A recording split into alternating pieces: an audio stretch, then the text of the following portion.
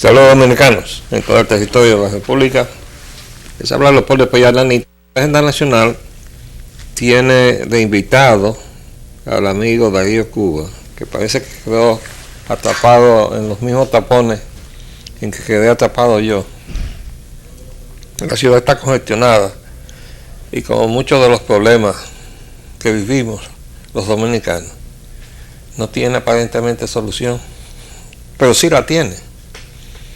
Porque no me van a decir que la complicación de congestión de tránsito de Santo Domingo es mayor que la que podía tener la ciudad de Nueva York. ¿Usted sabe quién le resolvió el problema de la congestión de tránsito a la ciudad de Nueva York? Un ingeniero dominicano que trabaja allá, que se mereció el agradecimiento del presidente Obama. Él simplemente puso un poco de orden en el desorden y ayudó a descongestionar. No fue que se resolvió la congestión, pero disminuyó la congestión. Vamos a darle tiempo a que el amigo Darío pueda llegar, porque como ustedes saben, yo he estado analizando la situación de fracaso de la democracia dominicana y necesitamos un experto como él. Ya llegó el amigo Cuba, porque él tiene preparación para y dar servicios, precisamente ayudar a hacer estudios de sondeos políticos, lo que deberían hacer los partidos políticos y los candidatos para hacer, en fin, una campaña adecuada que responda a lo que es el principio de la democracia. Como estoy convencido de que yo, después de tantos años, los dominicanos no hemos llegado a montar un sistema democrático, yo quería oír la opinión versada del amigo Darío Cuba. ¿Cómo tú estás? Darío, tú escuchaste mi inquietud, que yo digo, ¿qué clase de democracia tenemos cuando nos cuesta tanto dinero mantener los partidos políticos, no solamente por las elecciones, sino permanentemente? Y además salió un artículo muy interesante en el Caribe pidiéndole cuenta a las ONGs que están pegadas del presupuesto nacional. ¿Qué quiere decir ONG? Organización no gubernamental. ¿Cómo puede estar pegado el presupuesto gubernamental? Entonces esas entidades no pueden tener vida propia si no es pegado del presupuesto. Bueno, pues están ahí. Son situaciones un tanto, diría yo, aleccionadoras para el presupuesto nuestro y para la nación. Las organizaciones no gubernamentales desarrollan actividades en las que es solo para beneficio propio.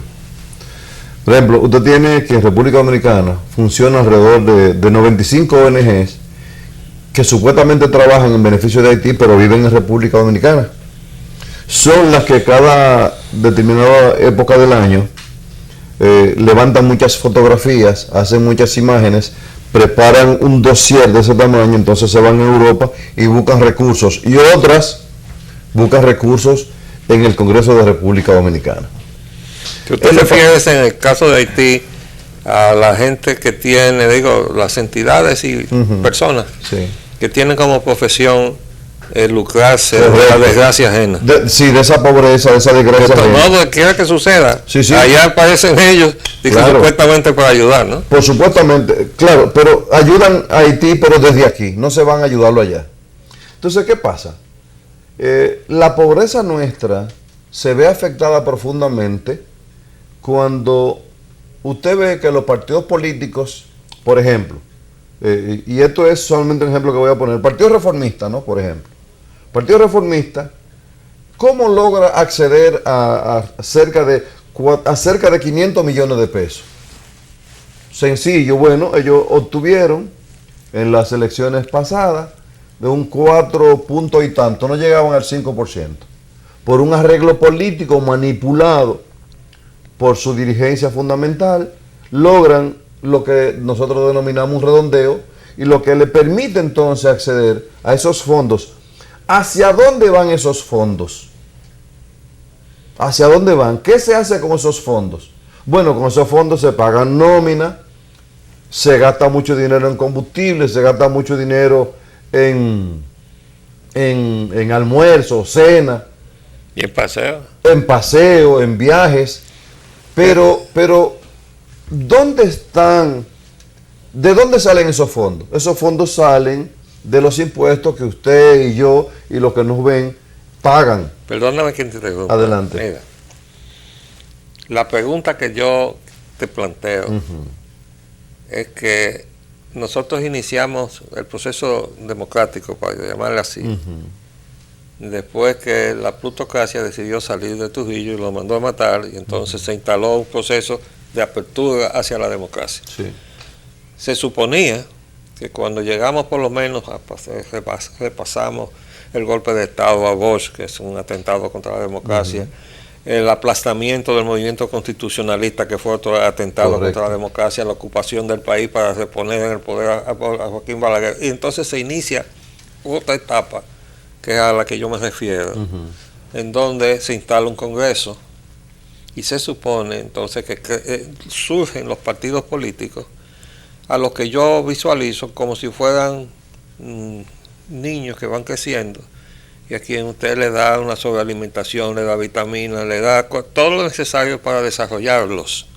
Entonces yo justifico que en esa etapa inicial se le diera ayuda económica a la formación de los partidos políticos, a su funcionamiento, a su organización, pero hace muchos años que nosotros estamos en eso, y todavía le estamos dando el subsidio para el crecimiento de los partidos. Es que el desarrollo político nuestro es el clientelismo. Para usted poder mantener el clientelismo político, se ha constituido una especie de inversión permanente. Es decir, por ejemplo, en el caso de ahora, hay una agencia de empleo de 4,000 y pico de puestos, bien pagado y seguro por 4 años. Entonces la gente dice, no, yo puedo inclusive hipotecar mi casa, vender mi carro, hacer una inversión para ver cuánto puedo conseguir. No, y cuánto para llegar a donde, a las repartideras. Correcto, para llegar a las repartideras. Ahora, pero ¿qué pasa? ¿Qué pasa, arquitecto? Usted tiene uno de los congresos más caros de América Latina. Por ejemplo, la Cámara de Diputados, yo no tengo la cifra ahora, ¿cuánto se gasta ahí, por ejemplo? Solo en comida. Pero ¿cuánto gana un diputado?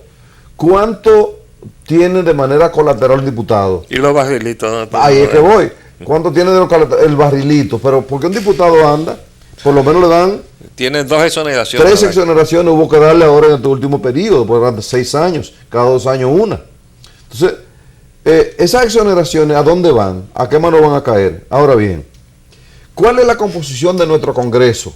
Sobre todo la Cámara de Diputados. Tú tienes entonces que la Cámara de Diputados está compuesta por distintos sectores que ellos ven en la política una forma de recuperar su inversión, pero además de eso, legislar en favor de ellos mismos. Perdóname que te interrumpa otra vez. Ajá. Vamos a dar por sentado que eso es así. Bien. Y que nosotros, como pasa muchas veces, que usted quiere ir a un sitio y no llega, porque en algún punto del camino había una bifurcación y usted cogió el camino equivocado.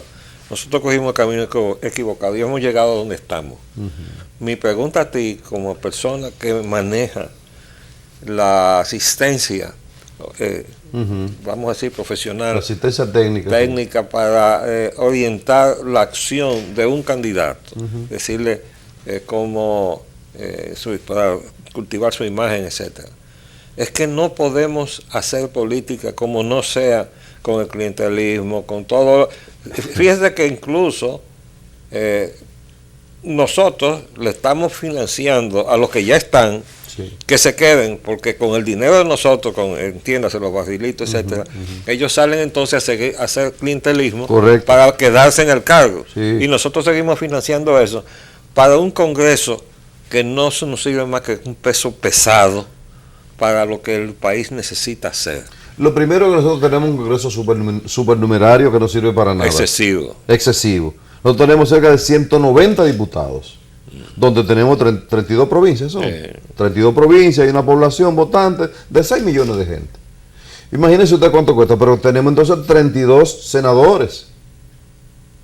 Ahora, mientras aquí no hay una ley de partido político que regule la asignación de fondos a los partidos políticos, nosotros vamos a tener Pero esa es la pregunta. esa gran dificultad. Hay que asignarle fondos a los partidos políticos. En Estados Unidos, por ejemplo, se le asigna fondos a los partidos políticos. No se le asigna fondos a los Entonces, partidos ¿por qué políticos. nosotros tenemos que tener eso? Porque nosotros tenemos que cambiar la ley y Pero establecer claro, la ley de pero partidos políticos. necesitamos una decisión política. Cuando se desincentive, oiga bien, arquitecto, cuando se desincentive que la gente cuando llega a una posición, si no trabaja, no recibe dinero, en ese momento entonces vamos a comenzar a hacer una política seria, responsable, con propuestas, que la gente se sienta comprometido, porque tu discurso satisface una Pero necesidad. la respuesta tuya es, para una persona que se sienta comprometido con su país, que realmente quiera asumir una función pública para ayudar a resolver los problemas de la nación, contribuir al desarrollo verdadero de la democracia, puede hacer política sin que tenga que estar cabalgando en la enorme cantidad de dinero que se gasta en la promoción por la televisión. Ahora, ¿qué es lo que pasa? Hay una serie de gastos, por ejemplo. Entonces, bueno, no, yo tengo que hacer, hay fórmulas de hacer campañas políticas bajo costo, hay fórmulas. Lo que pasa es que tú tienes un trabajo más arduo, tienes un trabajo de mayor planificación. Nosotros sabemos hacer campaña política de bajo costo.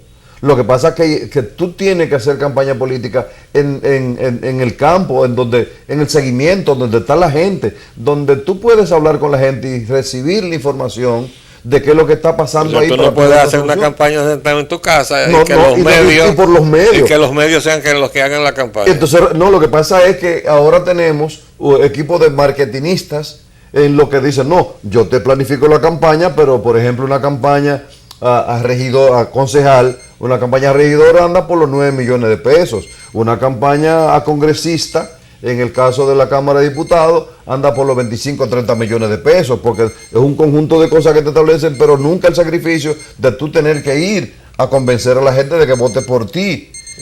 Vamos entonces a hacer un pequeño paréntesis y volver. Adelante.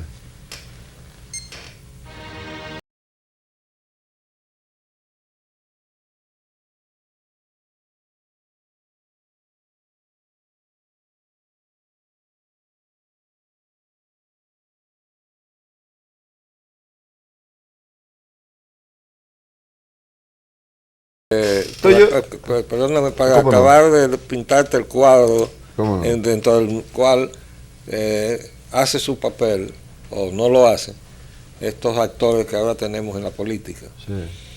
Se supone que nosotros debemos, como país, tener un objetivo. Esto es lo que nosotros queremos. Y ese objetivo incluye, desde luego, establecer, mantener y enriquecer el proceso democrático, ¿no? Con todos sus mecanismos, etcétera. Pero se supone que eso debe conllevar entonces una mejoría de la condición de vida, que la gente pueda vivir mejor, cubrir todas sus necesidades, que nadie tenga que estar apremiado manos arriba porque no le alcanza el dinero para vivir ni para satisfacer las necesidades de su familia, etcétera. Y resulta que nosotros hemos terminado, así como hemos frustrado la estructura democrática, que yo lo califico como una caricatura, con una economía que supone ser la más alta de Latinoamérica, y tenemos el índice mayor de desempleo, de marginación. Ahí tengo yo en el periódico de ayer, creo que los ninis han crecido un 64%. Miren, si aquí está. Sí. Sí. O sea, esa es la juventud que está, la generación que nos va a ya no a mí, a ti, porque tú perteneces a la generación de mi hijo, pero esta es la generación que viene detrás de ti y resulta que tenemos un 64% que ni estudia ni trabaja. Sí. ¿Qué clase de economía hemos construido? Bueno, una economía cabalgando en la inversión extranjera, que todo el mundo está diciendo hay que traer inversión extranjera, pero la inversión extranjera lo que hace es que viene a buscar, invierte uno para llevarse 100. Por supuesto. Ese es el modelo de la economía neoliberal, en donde el que tiene el poder económico va a sacarle ventaja al que tiene menos poder económico. Mire, yo le voy a decir Entonces algo. pon junto una cosa con la otra y cuál es consecuencia de cuál. Mire, El fracaso democrático del fracaso del modelo económico o viceversa. nosotros tenemos ambas cosas, ambas penas a la vez. Si usted ve hoy día lo que está pasando en República Dominicana, los acuerdos que se han llevado a cabo entre los partidos políticos, en su mayoría, son acuerdos económicos, no acuerdos programáticos. El cambio de modelo de que nuestra economía o de la economía de América Latina se haya cambiado a un modelo de producción, de un modelo de producción a un modelo de servicio. Descríbeme acuerdo económico. Acuerdo económico, por ejemplo. ¿Cuánto me toca de la ¿Cuánto me toca a mí como partido que tengo un 1% hoy día, pero recibo 400 millones de pesos a cambio de que tú me des a mí, qué sé yo, cuántas posiciones, que es un loto en definitiva, que tú me des, por ejemplo, 12 posiciones a senador, 50 posiciones a diputado, que sé cuántas posiciones al que no van a contribuir nada ya. Que no van a hacer absolutamente nada porque no son acuerdos programáticos, son acuerdos económicos. Porque yo te voy a financiar tu campaña, entonces como porque tú no el tipo tienes, de político que estamos creando es un vago parásito. creando unos que ya están ahí, porque entonces hacen políticas mediáticas, porque no tienen ninguna responsabilidad social frente a la ciudadanía. Ese es el grave problema que nosotros tenemos, Paulín, hoy día, que no hay responsabilidad social. Oye, esta es la encuesta Gallup. Ajá. La opinión sobre cómo calificaría usted las condiciones actuales de la economía del país. Muy mala, 20.9%. Mala, 40.6%. Regular, 22.6%. Buena, 13.7%. Eso quiere decir que la opinión del país es que vamos demasiado mal, cuando solo un 13.7% dice que le va bien. El asunto es que llega un momento, alguien me preguntó, ¿por qué tú no analizas las encuestas? Digo, porque depende, porque las encuestas de aquí son a según. Sí, a según. Porque mismo don Rafael Acevedo presenta 2 encuestas. Perdón, si don Rafael se molesta con lo que voy a decir. Presenta 2 encuestas con 2 resultados distintos. Se me parece mucho una señora que está en el 9, kilómetro 9, y viene una muchacha que viene del campo y le pregunta, doña, ¿y cómo son los hombres de aquí, de la capital? Dice la señora. Primero respóndeme, ¿cómo son los hombres desde donde tú vienes? Dice, los hombres de donde yo vengo son sinvergüenza, son bandidos, no les gusta trabajar, son mujeriegos y bebedores. Hay una muchacha que viene del sur y le pregunta a la doña, y la muchacha se queda ahí al lado y le pregunta a la doña, señora, ¿cómo son los hombres de aquí de la capital? Dice, ¿cómo son los hombres desde donde tú vienes? Dice, bueno, son amables, son decentes, son trabajadores, no maltratan a las mujeres. Y la otra muchacha que está ahí al lado le pregunta, pero señora, ¿cómo es posible que a la misma pregunta usted dé 2 respuestas distintas? Dice, porque depende de cómo tú veas las cosas son, no como son. De manera porque parece ser que aquí se está hablando de la percepción. Sí, se está aplicando la misma situación de cómo y cuánto es. Pero tú dirías, ¿y cuál es la reacción que tú andas buscando en un momento determinado frente a determinada situación? Tú dirías que a una población que se le hace una encuesta, sí, y tiene simpatías partidistas, partidarias, no vamos a decir políticas porque no hay educación para tener ideología, que sería entonces una opinión política, sino partidista. Yo soy del partido tal y en el partido tal fulano, etcétera. A la hora que tú le hagas una pregunta sobre, digamos, el resultado de las elecciones, se va a dejar influir más de sus simpatías partidarias que si tú le haces una pregunta como esta, ¿cómo les va a usted en la economía? Yo creo que va a ser más franco y sincero en la respuesta, en esta última pregunta, que en la pregunta que tenga que ver con la partidocracia. ¿Qué tú crees? Mira, depende si la persona que responde está muy politizada, si la persona que responde tiene la posibilidad de mantenerse económicamente estable. Si tú tienes una dificultad económica, pues sencillamente si no, la economía va mal. Porque aquí hoy día, cuando usted va a un puesto político y usted lo desempeña con pulcritud, con decencia, le dicen a uno, perdóneme el término, es que tú eres un pendejo.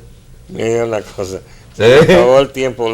Para dejarle una respuesta a los amigos, amables televidentes. ¿Se puede hacer política de otra manera? Sí se puede. Sí se puede. ¿Podemos cambiar la caricatura de democracia que tenemos? Sí, sí se puede. Bueno, ¿ustedes oyeron? Sí se puede. Entonces, aparte de que afrontemos las amenazas que tenemos sembradas a la vista de todos nosotros, estoy hablando ya de la crisis del vecino país, pero eso lo hablaremos mañana, podemos y debemos construir una democracia verdadera, no esto que tenemos. Les habló Leopoldo Payán Lanita. Gracias, David. Gracias a usted por invitarnos. Hasta luego.